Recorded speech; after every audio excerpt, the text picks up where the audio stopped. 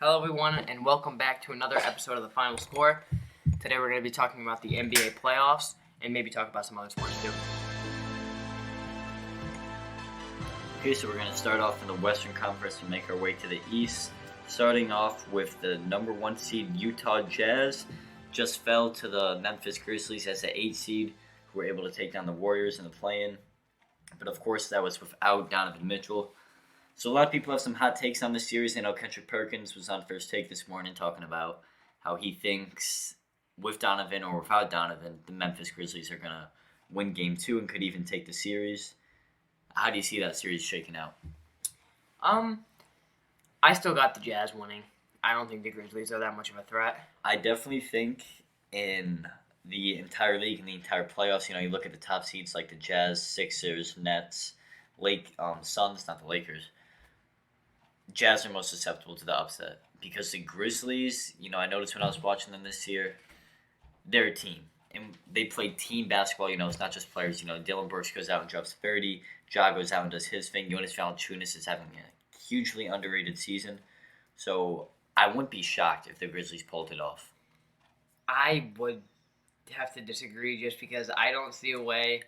I don't see any sort of shot. I think there's a better chance of the Wizards.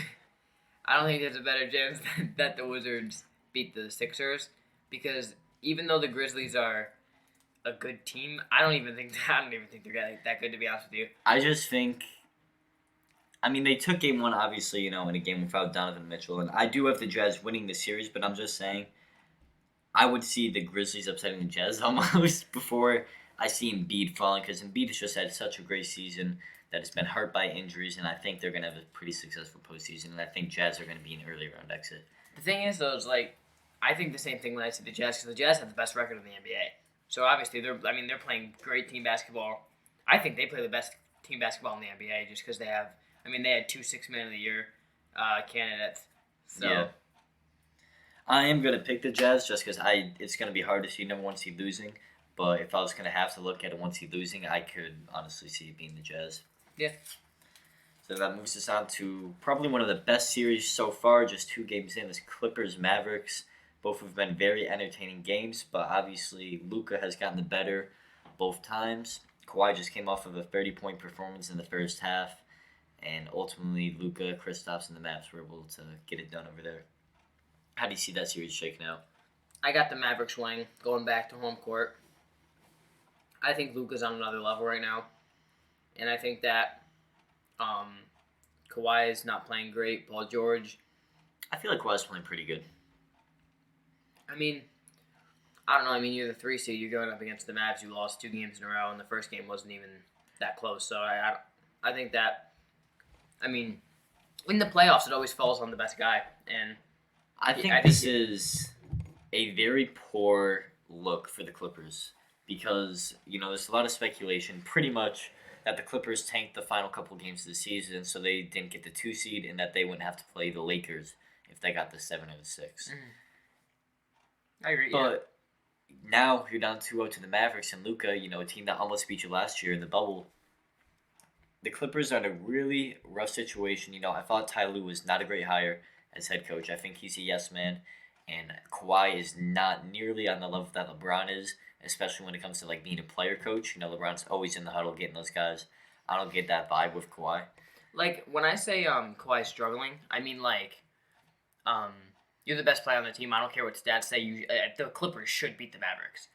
So whether Kawhi's doing his job or not, if it was LeBron's not doing his job. If they lose to the Suns, it's LeBron's fault. Yeah, absolutely. So I think Kawhi, whether he's putting up good stats or not, he's got to change something because he's the leader of the team. And, Kawhi has the ability to leave this offseason. A lot of people have talked about, obviously, him just re-signing with LA after not working out. Could head to South Beach. A lot of New York fans have talked about him possibly coming to the Knicks. Do you see him leaving this offseason? And if so, where do you see him going? Depends on if he loses the series. Let's just say the Mavericks win this series, for the sake of this argument. I would. He likes the LA lifestyle. I'd say he probably stays. I could definitely see it. Or I think he would go to the Heat. Yeah, I could definitely see him going to South Beach, pairing up with Jimmy. Both teams having a pretty rough postseason so far. but it is really disappointing as an NBA fan too when you're looking at the Clippers because we've been waiting for the Battle of LA. You know, when we saw that Kawhi signed with the Clippers and then Paul George got traded, Yep. all the expectations were this is going to be some of the best playoff basketball we've ever seen. We're going to get to see LeBron on the Lakers and Kawhi and the Clips go at it. And we haven't even got to see that. And it doesn't look like we're going to see it the way the Clippers are playing right now. I don't see him getting past the series. I think Luka is Down 2-0 with the Mavs going back to Dallas. And this is just also such a testament to Luka. I mean, he's 22 years old, taking down who just 2 years ago Max Kellerman said was the best player in the world with no question. Like, better than LeBron, better than KD, better than all these guys. And he almost got him last year, and I definitely think he's going to get him in 6 or 7 this year. I agree. So that should move us on then to that next series, which is Nuggets Blazers, and that's 1-1 right now, right? Yep. How do you see that one shaking out? I'm always going to ride with my boy Dame. I think the Nuggets are a really good team, but I think that they're going to struggle because Dame, like for instance, last game, I mean, he had like 40, but they lost. But Dame's just tough in the playoffs. It's tough to beat him. McCollum's been playing fantastic. And Dame's just a competitor. He's always in it in the playoffs. They took one in Denver. Now they're going back to Portland. I got Portland taking this series in 7 This is or definitely gonna 6. This is definitely going to be a great series. You know, you got the MVP of the league this year with Nikola Jokic. Obviously, Jamal Murray has been injured, so he's out for the season. But then you have guys like Michael Porter Jr., who was the most improved player candidate. And then you look at the flip side of things, you got one of the more underappreciated players in the whole league, if not the most underappreciated, in my opinion, that's CJ McCollum.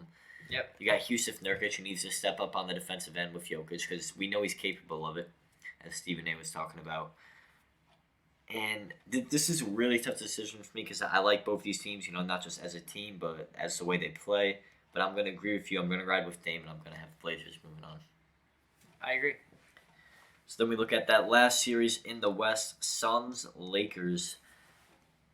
What looked like a pretty worrisome game for the Lakers in Game 1. They bounced back really well, and you got to think this is on the road, so they're 1-1. LeBron hit the dagger. LeBron hit the dagger. You know, that was 2 after a tough turnaround. I don't know if you saw that. And I just loved watching that as, you know, because I love LeBron. And LeBron went out there, you know, he passed it to Contavious Caldwell-Pope. KCP passed on the 3, and that resulted in a brick from Schroeder. And then LeBron just went over to KCP and was like, shoot the ball. Yeah, and that's just the it's type. leadership. And it goes unnoticed. And the thing is like, that's the one thing that gets me a little twisted, like, but that people get twisted about LeBron, about how down the wire you're only supposed to shoot as the best player. But I think, for instance, like if you look at a team like the Knicks, that's not the case. Because Julius shoots at the end of the wire, and that's why we lose some games. Like, just because you're the best player, they're doubling LeBron. I mean, you're gonna get out, you're gonna kick it to the open guy, just like Jordan kicked to Paxton and Kerr. So I mean, and just like we saw LeBron last year kick it out to Danny Green, he missed that. So it was terrible. LeBron's still gonna do that. You know, when you have that type of trust in players, you might lose the trust in a player, but you're not gonna lose trust as a whole. Yeah. Because you're always gonna trust your teammates. Those are your guys you're playing with the full year. And as marvelous as the Suns have played this year, you know, it doesn't seem too fair that they've played the Lakers in round 1 with the season that Chris Paul has had, D-Book, Bridges, Ayton. It's going to be a great series. I could even see it going 7 games, but I'm going to take Lakers in 6. Yeah, I'm going to take Lakers in 6. Especially going home, I think they're probably going to win both those games. I would love to see the Suns, you know, Chris Paul force a Game 7, but I think LeBron's definitely going to take care of business. Yeah. So that's going to wrap up our first round predictions for the West. We're going to move over to the East now, starting with the 1 versus 8 matchup, 76ers versus the Washington Wizards. I got the Sixers winning this. Yeah. I mean, it would be nice for the Knicks if the Wizards won. I got Sixers in 5 probably. I think Wizards going to get 1. Sixers had a lot of time off before that game, so I think it was pretty competitive because, you know, they still had some rust going on. But unfortunately, you know, I love Russ. You know, I love Beal. I don't know how great it's working over there for them in Washington. You know, clearly they were supposed to be 4 or 5 seed, and they just barely made it in. I'm going to see this gone in 5. I think Embiid is going to continue his great season. Simmons is going to have to step up in the playoffs if they want to continue, but they're definitely getting past round 1. Yeah, I agree. Moving on to the most exciting game of the playoffs, the 4-5 Knicks Hawks. Knicks unfortunately lost a very close game on a Trae Young floater. Yeah, because he got fouled before that on such a terrible call that it could be overturned, but whatever. It was a tough game to watch. Me and Jayden are diehard Knicks fans here, so our bias is gonna come out 100%. But we'll try our best. I got Knicks in 5. I don't. I got Knicks in 6. Yeah. To come to what the Hawks just did, to come to Madison Square Garden with 15,000 fans, 75% capacity for the first time this year, and to take that game, and Trae being the villain and just hateable player that he is, to go out there and hate the crowd. I mean, he is I'm just seeing a lot of people starting to hate Trae, rightfully so. But to shush the crowd, I think they don't have Emmanuel Quickly. Honestly, we're Emmanuel Quickly, to go out there as a rookie and do what he just did, to pull logo shots. I've never seen that. Last year with Tyler Hero was one thing. I think to go out there, and that was unbelievable, amazing to see a rookie perform the way he did on a huge stage. But that was the bubble, and it was kind of different. And I think coming into this season, Emmanuel Quickly to be able to pull logos like Dame and Steph, there's only Dame and Steph do that. No one else does that. Mm-hmm. But this is going to be a great series, and Derrick Rose, he made some comments today about Trae Young, because after he hit that floater, if you're watching the game, you saw him, he shushed the crowd because they were screaming at him the entire game, and D. Rose came out today and he said, people are going to talk their talk, and ultimately, we just got to go out here, and it's going to be tougher next game. And he said that that the league's turned soft, and that he's seen. I think the refs are soft. Yeah. I don't know necessarily if the NBA is going soft now. Players are going to adapt to the situation. So when you guys see guys like LeBron and Harden flopping, that's just, you're going to adapt to the game. So you're going to want to get your foul calls. Yeah. I think it's more the refs. For Jason Tatum to bounce the ball and get a technical, it's just ridiculous. Right, I agree. So I agree definitely with what Rose said there. Go ahead. Go ahead. I was just going to say, tonight, we're going to have to see if the Knicks, this is a huge, huge game for them. If they lose this, obviously it's not serious by any means. I think this is going to really prove what Julius can do. Because if Julius really loses this game and plays another bad game like he did on Sunday, then that's going to just really tank him, and he's not going to be the guy, at least for this playoffs, because that game, I was really expecting him to go out and drop 40. I think the Knicks as a whole were off. I think, honestly, the only guys that were on, obviously, Burks played amazing, and I think Emmanuel Quickly and Obi Toppin went out there as rookies who have never been able to compete in March Madness. They got robbed of that. So From COVID, yeah. They got nothing to lose. They're just going out there playing. They've been eager for this moment. I think they're going to continue to excel this entire series. And I think that's going to show. And if the Knicks can get guys like R.J. Barrett to step up, and mainly number 1 Julius Randle to go and just do what he's done all year. He doesn't have to drop 30. He just needs to drop 20 efficiently. I don't even think it matters how many points he scores. It just needs to be efficient. Yeah, I agree. It needs to be efficient. And if that happens... And not 6 for 23. If the Knicks win tonight, I'm going to say they win both games in Atlanta. If we win tonight. But if we lose tonight, it's going to be a completely different story. I'm going to take Knicks in 6. I don't think we'll win both games in Atlanta, because I think that's almost, that's real tough to do. I think we'll take 1-1 again, and then I think we'll win the next 2 games after that. Yeah, so regardless, I'm taking Knicks in 6. Obviously, there's a little bias there for sure, but everyone in the league knows what the Knicks can do. They know what Julius Randle's capable of. They're starting to see what Emmanuel Quickly is capable of, and I'd love for them to see what RJ can do. Yeah. So that's going to move us on to a very interesting series with the Bucks and the Heat. I've personally been high on the Bucks all year. I've also been low on the Heat. We have all year. We halfway through the season, there was a podcast we had with Dylan and Anthony where we were arguing, the Knicks and Heat, and how they were saying Heat were going to finish as the top 4 seed. But now the Heat are the 6 playing the 3 down 2-0, and Giannis is looking really, really good. No disrespect to the Heat. I got Bucks in 4, or even maybe 5, but I have. I'll take him in 5. I mean, it's probably going to be 5 because I don't see the Heat getting swept. But just at this rate right now, give me Bucks in 4. And something interesting to talk about is obviously we saw what Jimmy did last year, to be the best player on the team and will that team to the finals. Regardless of the unique circumstances, it was difficult. LeBron said it was the hardest finals he ever won. But Jimmy is not getting criticized for the pathetic play that's going on right now. You look at guys like Paul George, who gets criticized every year, who, even this year, he isn't playing that bad. He's actually just playing average. I think he's doing what he did all season. Playoffs, though. Giannis, yeah, I'm saying Paul George right now in the playoffs is just doing Paul George. He's not really stepping up. He's also just missing a lot. He missed a lot of important shots in that Mavs game. Yeah. Like wide open. He missed a few wide open corner threes for the game, for like huge shots. And Giannis is a player who's been criticized constantly in the playoffs. Rightfully so. Back-to-back MVPs, Right, back-to-back playoff losses. Very disappointing. But now, I've been saying all year, don't count out the Bucks because I really do believe in Giannis. I think he's on another level. I think he knows that he has to do something this year. And Dylan and Anthony the entire season have been saying, the Heat are the Nets' biggest threat. When I really haven't thought that was true at all. I agree. I don't even think they're a top 2 threat. Philly and Bucks are a bigger threat to them. Right now, the Knicks are a bigger threat to them than the Heat. The Hawks are. The Heat look that bad. So I don't think it's going to get any better for them. I think that the Bucks are going to take care of business. I agree 100%.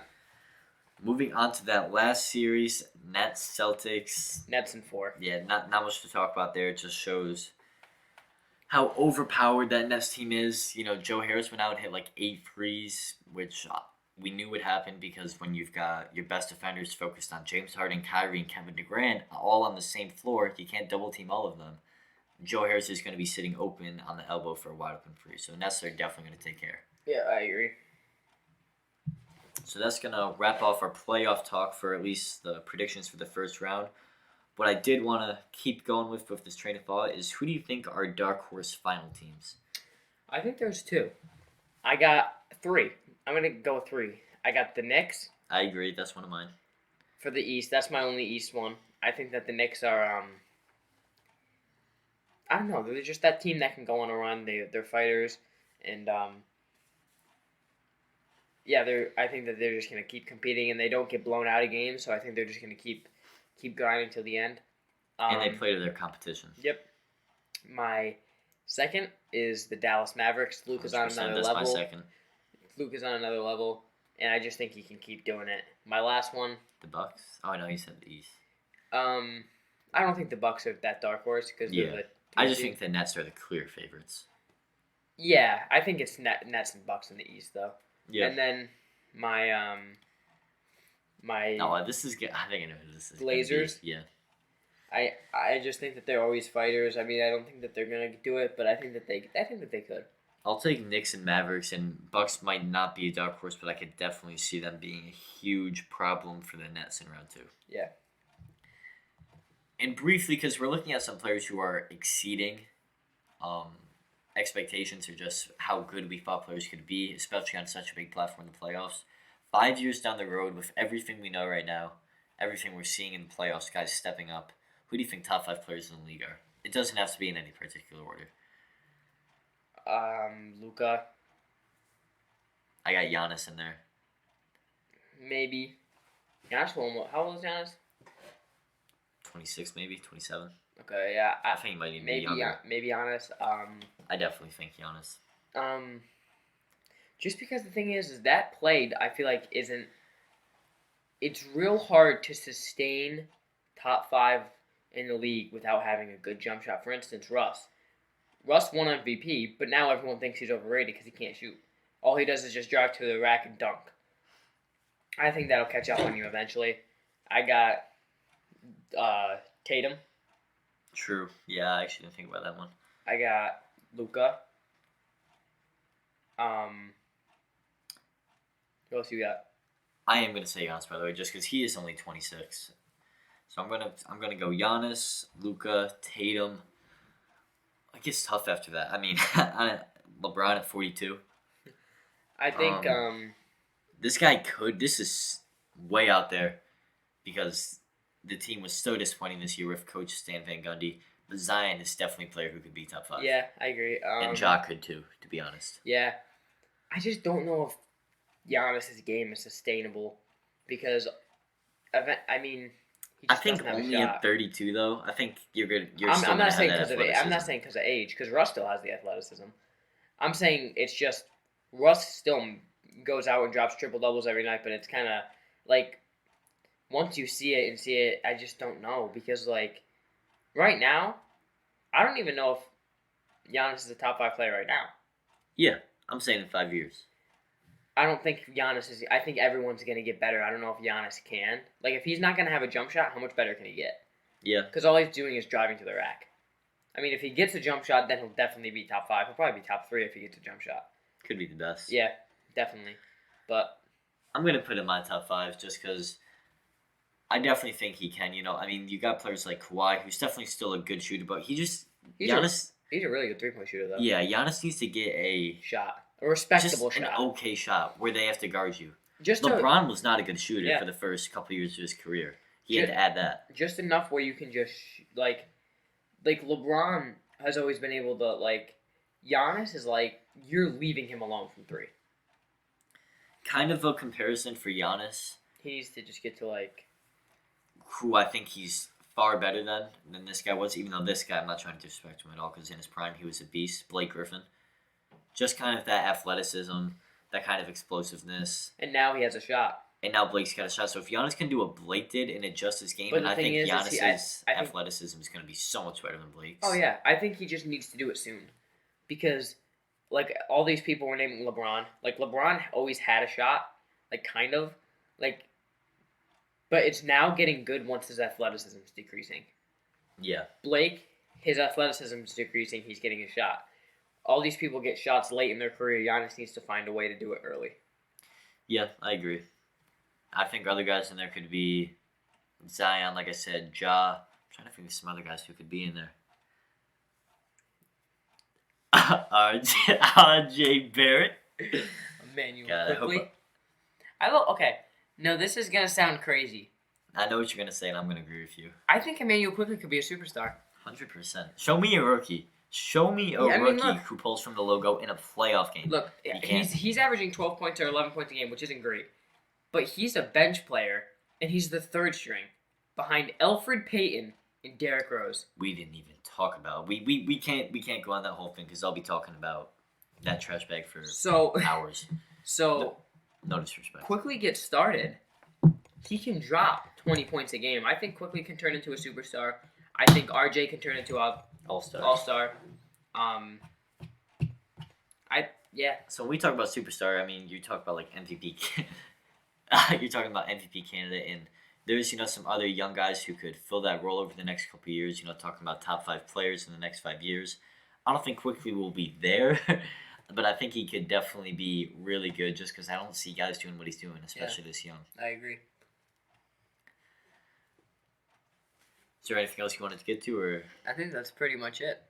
So that should just about wrap things up for us now. We know that we are going to have, maybe on our next podcast or the one after, talk about Phil Mickelson and him winning the PGA Championship and also upcoming celebrity tournament he's going to be doing. But for now, this has been Final score.